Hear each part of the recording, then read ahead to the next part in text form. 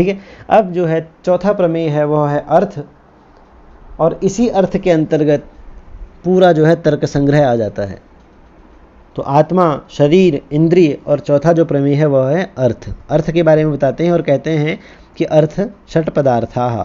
अर्थ यहाँ पर जो है पदार्थ को ही कहते हैं, ठीक है। कोई भी वस्तु जो सामने हमें विद्यमान है, दिख रही है, ठीक है, तो या फिर इदम किंचित के रूप में ही है भले ही, तो वह क्या कहलाएगी? अर्थ कहलाएगी, पदार्थ कहलाएगी। और ये जो हैं 6 हैं। कौन कौन से? द्रव्य, गुण, कर्म, सामान्य, विशेष और समवाय, ठीक है। तर्क संग्रह में अभाव नाम का भी एक पदार्थ माना गया है जो वैशेषिकों का है। तो यहाँ पर कह रहे हैं तर्क अर्थाः षट पदार्थाः, और यहाँ पर एक क्लैरिफिकेशन कर रहे हैं एक तरह से, कह रहे हैं कि प्रमाणादयो यद्यपि अत्रैव अंतर्भवति, कि प्रमाण आदि के बारे में जो हमने आगे बताया वो भी इन्हीं के अंतर उनका अंतर्भाव हो जाता है, इन्हीं के अंतर्गत मतलब इनमें ही उनका अंतर्भाव हो जाता है इन पदार्थों में। लेकिन फिर भी हमने जो है प्रयोजन वशात भेदेन कीर्तनम, फिर भी जो है हमने एक विशेष प्रयोजन से जो है उनका पृथक कथन किया, उनका अलग से हमने उनको बताया, ठीक है। तो यहाँ पर जो है एक तरह से वो सफाई दे रहे हैं। अब सबसे पहला जो पदार्थ है वह है द्रव्य, और द्रव्य के बारे में कहते हैं कि तत्र समवायी कारणम द्रव्यम गुणाश्रयो वा, ठीक है। इसके बारे में तो हम पढ़ते ही आ रहे हैं शुरुआत से कि समवायी कारण, गुण होंगे, गुणों का कोई न कोई आश्रय होना चाहिए, गुण हमेशा गुणी में ही रहते हैं, ठीक है। और जब गुण हमेशा गुणी में ही रहते हैं तो गुणी हमेशा कोई द्रव्य ही होता है। तो द्रव्य को हम क्या बोलेंगे? गुणाश्रय। पहला गुण, तो जो गुणों का आश्रय हो उसे गुणी कहेंगे, और वह गुण द्रव्य ही, और वह गुणी द्रव्य ही होते हैं। दूसरा, गुणी में गुण जो है समवायी कारण से रहते हैं, इसलिए इनको समवायी कारणम द्रव्यम, इसलिए इनका एक नाम समवायी कारण भी पड़ गया। तो समवायी कारण जो होंगे, गुण जिनमें समवाय संबंध से रहते हैं, इसलिए इनको समवायी कारण कहेंगे, और समवायी कारण जिसे कहेंगे वह कहलाएगा द्रव्य, ठीक है। या फिर इनको गुण का आश्रय भी कहेंगे। तानि च द्रव्याणि पृथ्व्यप्तेजो वायवाकाश कालादिगात्मा मनांसी नवैवा, 9 द्रव्य माने गए हैं। पृथ्वी अप माने जल, तेज, वायु और आकाश, काल, दिक् माने दिशा, आत्मा और मन। तो इस तरह से 9 जो है द्रव्य माने गए हैं। पृथ्वी के बारे में बताते हुए कहते हैं कि तत्र पृथ्वीत्व सामान्यवती पृथ्वी, जैसे आत्मत्व सामान्यवान आत्मा था, तो पृथ्वीत्व नाम की जाति जिसके अंतर्गत होगी उसे पृथ्वी कहेंगे। काठिन्य कोमलत्वादि अवयव संयोग विशेषण युक्ता, कि वह पृथ्वी कठिनता और कोमलता इस तरह के अवयव संयोग विशेषण से युक्त होती है, विशेष से युक्त होती है, ठीक है। मतलब पृथ्वी जो है कठिन भी होती है और कोमल भी होती है। तो इस प्रकार के अवयव संयोग, इस प्रकार के अवयव इसमें किसी चीज़ के संयोग से, संयोग विशेष से जो है उत्पन्न होते हैं। तो इन्हीं कठिनता और कोमल नाम के, या कठिनता और कोमलता जैसे अवयव संयोग विशेषों से यह युक्त होती है, ठीक है। और कह रहे हैं आगे, घ्राणम, घ्राण से युक्त होती है, मतलब गंधवती है इसलिए। शरीर से युक्त होती है, शरीर होता है इसका, है ना, स्वरूप होता है। और मृतपिंड पाषाण आदि वृक्षादि रूपा, मृतपिंड पाषाण वृक्षादि रूपा, मृतपिंड माने मिट्टी के ढेले आदि जो होते हैं मिट्टी से युक्त होती है, पाषाण माने पत्थर से युक्त होती है, वृक्ष आदि जो हैं ये सभी इसके रूप हैं, इसका स्वरूप है। पृथ्वी कैसी होती है अगर कोई पूछेगा तो आप उसको मिट्टी दिखा देना, ये है पृथ्वी, है ना, पत्थर दिखा देंगे हम, वृक्ष आदि दिखा देंगे, तो ये सभी क्या है? पृथ्वी है, ठीक है। और कह रहे हैं आगे, रूप रस गंध स्पर्श संख्या परिमाण पृथकत्व संयोग विभाग परत्व अपरत्व गुरुत्व द्रवत्व संस्कारवती, तो ये जो 14 गुण हैं, इन 14 गुणों वाली है यह पृथ्वी। अब ये गुण जो हैं 2 प्रकार के होते हैं, एक तो सामान्य गुण होते हैं और एक विशेष गुण होते हैं। सामान्य गुण जो होते हैं वो एक से अनेक पदार्थों में पाए जाते हैं, ठीक है। अनेक जैसे संख्या है, ठीक है, वह अनेक द्रव्यों में अनेक जगह उसका आश्रय होगा एक गुण का। लेकिन विशेष गुण वो होगा जो सिर्फ एक ही द्रव्य उसका आश्रयी जो होगा वह एक ही होगा, उसको गुणी जो होगा वो एक ही कोई पदार्थ होगा, एक ही द्रव्य होगा, ठीक है। तो 2 प्रकार के होते हैं द्रव्य। अब इनमें से जो रूप रस गंध स्पर्श हैं ये तो विशेष गुण हैं, और इसके अलावा जो ये 10 गुण बच गए हैं ये जो है सामान्य गुण हैं। सामान्य गुण का मतलब जो एक से अधिक पदार्थ, एक से अधिक द्रव्य जो है जिनका आश्रय बनते हैं, ठीक है। गुण का कोई ना कोई आश्रय होता है गुणी, तो एक जिसके एक से अधिक गुणी आश्रय हों तो वह हो गई सामान्य गुण। तो रूप रस गंध आदि जो हैं ये, रूप रस गंध और स्पर्श ये 4 जो हैं ये क्या हैं? विशेष गुण हैं। आगे कह रहे हैं साच द्विविधा, ये पृथ्वी जो है 2 प्रकार की है, नित्या अनित्या च। नित्या परमाणु रूपा, अनित्या च कार्य रूपा। परमाणु रूप सबसे छोटा अणु जिसका विभाजन नहीं किया जा सकता उसे कहते हैं परमाणु। तो उस रूप में जब सिर्फ एक परमाणु बचता है, उस रूप में पृथ्वी नित्य है, और उसके बाद 2 परमाणुओं का द्विणुक बनता है, फिर त्रिणुक बनता है, फिर चतुर्णुक बनता है। ठीक है, इस तरह से जो है महत पृथ्वी की उत्पत्ति होती है। महत माने महान, जो हमको दिखने लग जाता है ना। तो इस प्रकार से द्विणुक से लेकर जितनी भी जो पृथ्वी है उसके बाद वो सब कैसी है, अनित्य है। लेकिन परमाणु जो अकेला है उस रूप में जो है पृथ्वी नित्य है। ठीक है, अनित्या परमाणु रूपा, और उस परमाणु के बाद जो कार्य रूप में एक से दूसरी चीजें पैदा होती चली गई, वो सब कार्य रूपा पृथ्वी जो है वो अनित्य है। ठीक है, द्विविधाया पृथिव्या, दोनों प्रकार की पृथ्वी में रूप रस गंध स्पर्श अनित्या पाकजाश्च, इस दोनों प्रकार की पृथ्वी में जो ये रूप रस गंध स्पर्श 4 प्रकार के जो गुण हैं ये अनित्य हैं और पाकज हैं। अब गुण तो पता है रहते हैं, गुण का आश्रय गुणी होता है, लेकिन पाकज क्यों कहा गया? पाकज क्यों कहा गया इसको भी बताता हूँ। पाकज का मतलब आगे बता रहे हैं कि पाकस्तु तेज संयोग है। पाक उसे कहते हैं जो तेज का संयोग जब होता है तो चीज़ें पकती हैं। पाक का मतलब होता है पकना। ठीक है, तेज का संयोग होना, उष्णता का संयोग होना, उसे कहते हैं पाकज। पाक से उत्पन्न होने वाला, पाक से जो है पकाने से जो है इसमें परिवर्तन हो जाते हैं पृथ्वी में। अब कैसे होते हैं वो बताते हैं। तेन पृथिव्याः, इस पाकज से पृथिव्याः पूर्व रूपादियो नश्यन्ते अन्य जन्यंत, पूर्व रूप जो होता है पृथ्वी का वो नष्ट हो जाता है और दूसरा रूप उत्पन्न हो जाता है। इति पाकजाः, इसलिए इसको पाकज कहते हैं। मतलब जैसे हम कच्चा आम लेकर आए पेड़ से, या कोई भी कच्चा फल लेकर आए और उसको हमने पृथ्वी के अंदर जो है दबा दिया। ठीक है, एक छोटा सा खड्डा किया और उसमें इनको दबा दिया, तो उसके बाद इनको उष्णता मिली, है ना। कोई भी गांव में अभी भी ऐसा होता है कि जो कच्चा फल होता है उसको ज़मीन के अंदर दबा देते हैं, तो कुछ दिनों बाद वो पक जाता है उस गर्मी से। ठीक है, जैसे और भी कई चीज़ें होती है, फिर अनाज के अंदर दबा देते हैं, तो उसके अंदर पहले आम जो था वो कच्चा था, हरा था, स्पर्श में कठोर था, उसकी गंध स्पष्ट नहीं थी। ठीक है, खट्टा था, लेकिन जब हमने उसको दबा दिया पृथ्वी में और कुछ दिनों के लिए उसको जो गर्मी मिली, पाकज है ना, पाक से उसका संयोग हुआ, तेज से उसका संयोग हुआ, अंदर जो है उसको गर्मी मिली, और उस गर्मी से क्या हुआ, वो बदल गया, उसका रूप बदल गया, उसमें कठोरता की जगह कोमलता आ गई, है ना, स्पर्श उसका कोमल हो गया, और सुगंधता आ गई उसमें, और खट्टा था पहले अब मधुरता आ गई। ठीक है, और उसका पहले हरा रंग था तो अब उसका रंग पीला हो गया। तो ये सब चीज़ें इसमें बदल जाया करती हैं, पहले कठोर था अब कोमल हो गया। तो ऐसे कह रहे हैं कि उस पाकज से पृथ्वी के जो पूर्व रूप होते हैं वो नष्ट हो जाते हैं और नए रूप जो हैं जन्म ले लेते हैं, इसलिए उसको पाकज कहा गया है। ठीक है, तो ये पाकज जो है सिर्फ रूप रस गंध स्पर्श में ही होते हैं, और जब ये रूप तभी होते हैं जब ये रूप रस गंध स्पर्श जो है जब पृथ्वी में होंगे तभी वह पाकज होंगे। यदि वह जल में होंगे तो नहीं पाकज कहलाएंगे। जल को तुम कितना ही गर्म कर लो उसका रूप वैसा का वैसा ही रहेगा। ठीक है, वो बदलेगा नहीं। तो सिर्फ पृथ्वी में जब ये रूप रस गंध स्पर्श रहेंगे तो पाकज होने के कारण, पक जाने के कारण जो है जब इनको पकाएंगे हम तो इनकी पूर्व रूप जो है नष्ट हो जाएगा और नया रूप इनमें उत्पन्न हो जाएगा। ठीक है, चलिए अगला है जल आपह। तो अप्त्व सामान्य युक्ता आपह, मतलब जलत्व जाति से युक्त, अपत्व जाति से युक्त जो होता है उन 9 द्रव्यों में से उसे जल कहते हैं, उसे आप कहते हैं। आपह माने जल। और यह रसनेन्द्रिय, इसकी इंद्रिय है रस, शरीर है इसका शरित, समुद्र नदी समुद्र। ठीक है, और इसके रूप कैसा है, हिम करक आदि रूपाहा। करक माने होता है ओला। ठीक है, ओले जो गिरते हैं उनको करक कहते हैं। तो रसनेन्द्रिय है इसका शरीर, और शरीर वाली है ये भी, और इसका रूप कैसा है, नदी के रूप में, समुद्र के रूप में, और बर्फ़ के रूप में, और ओले के रूप में जो है यह दिखाई देती है हमें, यह द्रव्य दिखाई देता है आप जल। ठीक है, आगे कह रहे हैं गंध वर्ज स्नेह युक्त पूर्वोक्त गुणवत्यः, कि गंध को छोड़कर और स्नेह को जोड़कर, जो हमने गुण बताए थे उनमें से जो 14 गुण जो पृथ्वी में जो थे उनमें से गंध को हमने हटा देना है और स्नेह नाम के गुण को जोड़ लेना है।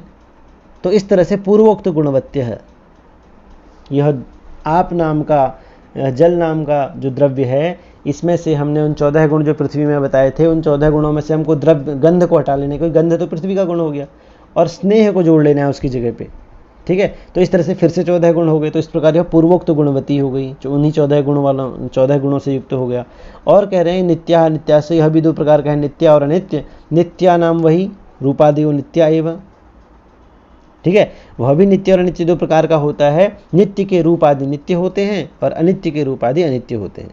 नित्य के रूप आदि का मतलब जो परमाणु रूप में नित्य होती है तो उसके रूप आदि नित्य होंगे, और जो परमाणु के बाद जो द्वणुक त्रणुक आदि इस रूप में जब जल होता है तो उसके जो रूप आदि होंगे वो अनित्य होंगे। ठीक है, अनित्यानाम रूपादि व नित्या एवं, नित्यानाम रूपादि नित्या एवं। तो नित्य जो परमाणु रूप में जब नित्य है तो उसके रूप आदि जो है नित्य होंगे, और उसके बाद द्वणुक से लेकर जो संपूर्ण जो दिख रहा है, ठीक है, महत् परिमाण तक, वहाँ तक जितने भी अनित्य जो चीज़ें हैं उनके रूप आदि जो होंगे वो अनित्य होंगे। अब अगला जो द्रव्य है वह है तेज, और तेज का लक्षण बताते हुए कहते हैं कि तेजत्व सामान्यवत तेज है, कि तेजत्व जाति से युक्त जो है वह तेज है। ठीक है, और वह कैसा है, चक्षु शरीर है उसका, और उसके जो अलग अलग भेद हैं, सवित्री, सुवर्ण, वह्नि और विद्युत, विद्युत आदि प्रभेदम। ठीक है, सवित्री माने सूर्य, सुवर्ण माने सोना, वह्नि माने आग, विद्युत माने बिजली, ये जो है इसके अलग अलग भेद हैं तेज के। और इन्हीं 4 भेदों को क्रमशः सवित्री को जो है दिव्य भी कहते हैं। ठीक है, और वह्नि जो है, सुवर्ण जो है वह भौम है, पृथ्वी से उत्पन्न है, वह्नि जो है वह उदर्य है, ठीक है, और विद्युत जो है वो आकरज है। तो इनके अलग अलग दूसरे नाम भी हैं। ठीक है, तो इन चारों के अलग अलग नाम भी हैं। सवित्री का नाम है दिव्य, सुवर्ण का नाम है भौम, वह्नि में जो तेज है उसे उदर्य कहते हैं, और विद्युत में जो तेज है उसे आकरज भी कहते हैं। अब इनके रूपों की जब बात होती है तो इसमें कौन कौन से रूप हैं तेज में? रूप, स्पर्श, संख्या, परिमाण, पृथक्त्व, संयोग, विभाग, परत्व, अपरत्व, द्रवत्व और संस्कारवत। तो ये जो है इसमें 11 गुण हैं। इनमें से जो शुरू के 2 गुण हैं ये विशेष गुण हैं, है ना, रूप और स्पर्श जो है विशेष गुण हैं। बाकी संख्या, परिमाण, पृथक्त्व, संयोग, विभाग, परत्व, अपरत्व, द्रवत्व, संस्कार ये जो हैं ये सामान्य गुण हैं। ये एक से अनेकों में पाए जाते हैं इसलिए इनको सामान्य कहते हैं, लेकिन ये एक ही मतलब एक इंद्रिय ग्राह्य हैं इसलिए इनको विशेष गुण कहते हैं, रूप और स्पर्श। ठीक है, रूप, रस, गंध, शब्द, स्पर्श ये जो है विशेष गुण हैं। तो अग्नि में, तेज में ये पाए जाते हैं, रूप और स्पर्श, तो ये इसके विशेष गुण हो गए।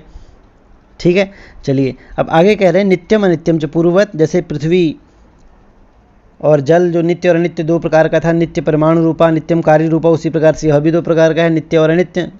नित्य तेज और अनित्य तेज। नित्य तेज जो है वो परमाणु रूप में है। ठीक है, जो परमाणु का मतलब वह सबसे अंतिम अणु जिसके हम टुकड़े नहीं कर सकते, जो विभाजित नहीं हो सकता। ठीक है, तो वह जो है नित्य कहा जाएगा, और उसके बाद जो उससे बनने वाले जो उसके बाद जो भी भेद हैं, द्विणुक, त्रिणुक आदि और महत रूप जो हमें अग्नि दिखती है, ये सब क्या है, कार्य रूप में है, इसलिए यह अनित्य है। अब रूप और स्पर्श जो इसके विशेष गुण हैं, ठीक है, ये दोनों गुण जो हैं उद्भूत अवस्था में भी होते हैं और अनुद्भूत अवस्था में भी होते हैं।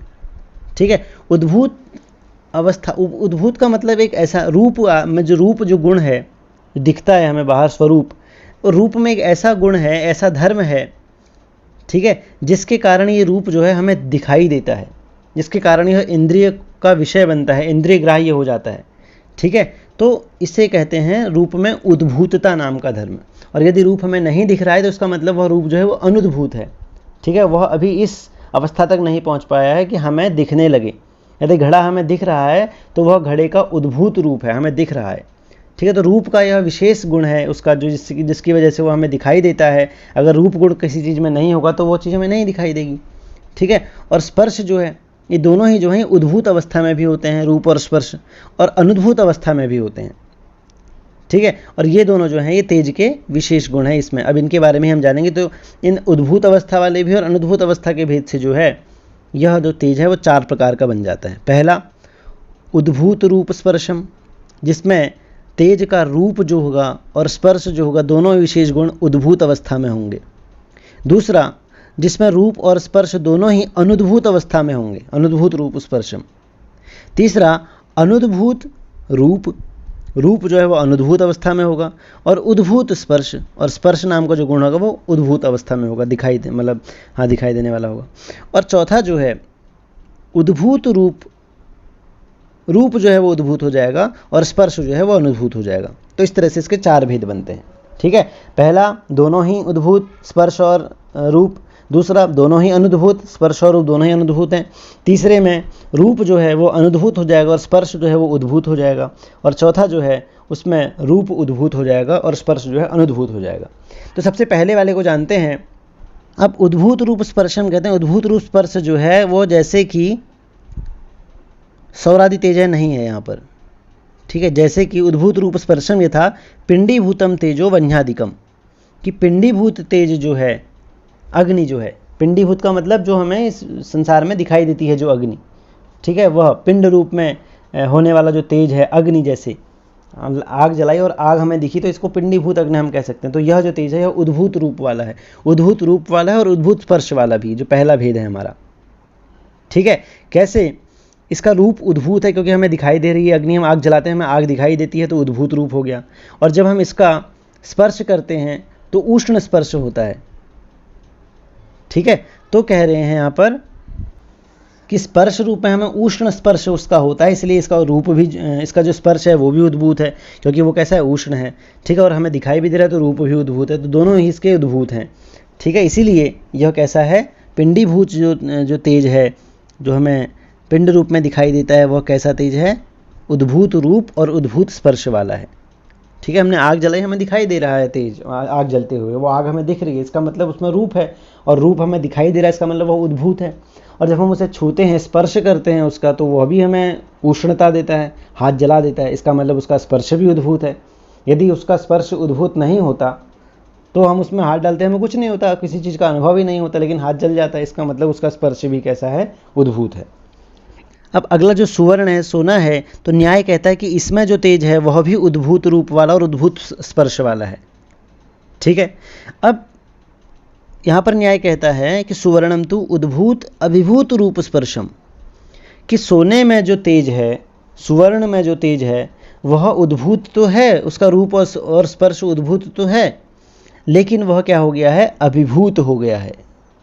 अभिभूत का मतलब क्या होता है, अभिभूत माने होता है जब उससे किसी बलवान जो समान जातीय, शक्तिशाली समान जातीय पदार्थ जो होता है उससे दब जाना। ठीक है, अभिभव का मतलब क्या होता है कि किसी शक्तिशाली समान जातीय पदार्थ के द्वारा दब जाना, अभिभव हो जाना। ठीक है, तो जब सोना है वह, उसमें जब पृथ्वी के गुण मिलते हैं, तो समान जातीय पृथ्वी के गुण जब मिलते हैं तो पृथ्वी के गुणों से जो है रूप और स्पर्श जो है इस सुवर्णमयी तेज का, वह दब जाता है। ठीक है, इसका मतलब ये नहीं कि उसमें वो तेज है नहीं, वह जो है पार्थिव गुणों के आ जाने के कारण वह दब गया, उसका अभिभव हो गया है। ठीक है, तो कह रहे हैं कि सुवर्णम, तो सोने का जो तेज है, सुवर्ण में जो तेज है वह तो उद्भूत है, उसका रूप और स्पर्श दोनों उद्भूत हैं, लेकिन कैसे हो गए हैं, अभिभव हो गए हैं। अभिभव,